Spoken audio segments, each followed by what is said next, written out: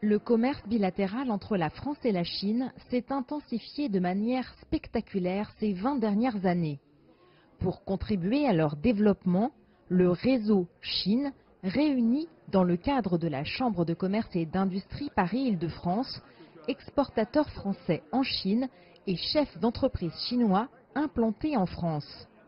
Outil de dialogue et de compréhension entre les deux pays, c'est au tour de Jean-Pierre Raffarin, figure emblématique des relations bilatérales, qu'il a célébré le 55e anniversaire des relations franco-chinoises, qui coïncide aussi avec ses 10 ans d'existence.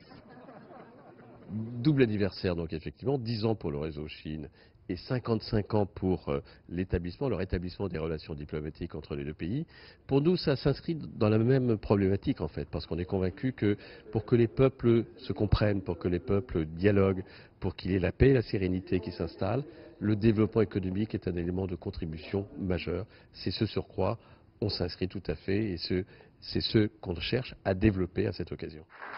Devant une salle comble, entourée d'acteurs impliqués dans la relation franco-chinoise, comme la ministre auprès de l'ambassade de Chine en France, Hu Tinsong, ou encore le député et président du groupe d'amitié France-Chine à l'Assemblée nationale, Bun Tan, Jean-Pierre Raffarin a pu partager dans ce salon sa vision des liens bilatéraux et le chemin parcouru depuis l'officialisation des relations entre Paris et Pékin, choix de l'évidence et de la raison, selon les mots du général de Gaulle, auquel il faut maintenant ajouter l'amitié qu'il importe de continuer à consolider.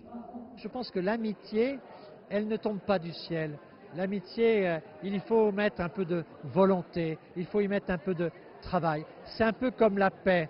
Il y a des écoles de guerre, il y a peu d'écoles de paix. Eh bien, il faudrait qu'il y ait aussi un peu un travail pour l'amitié, car l'amitié, elle a besoin qu'on lui donne un peu d'énergie et aussi du cœur.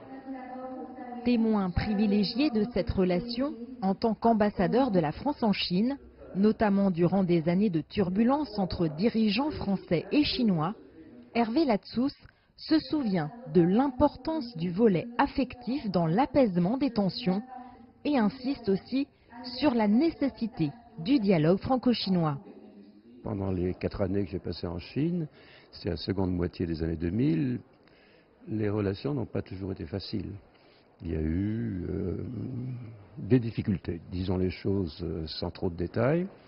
Mais ma grande satisfaction, ma joie profonde, ça a été qu'en quittant la Chine, tout était remis sur les rails et je crois que cela n'aurait pas été possible sans la profondeur du lien affectif justement qui a survécu évidemment à cette période de difficultés passagères.